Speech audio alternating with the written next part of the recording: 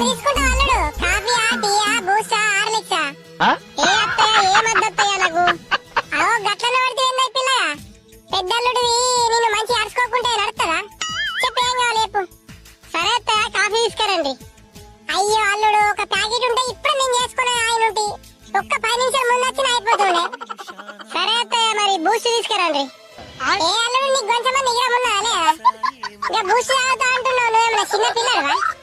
సరే అత్తయ్య ఇంట్లో ఏముంటుంది తీసుకురండి. అగో అల్లుడు గట్లనే పడితే ఇంటికి పెద్ద అల్లుడివి, నువ్వేమన్నా చెప్తే మేము కాదన్నమ్మా చెప్పు.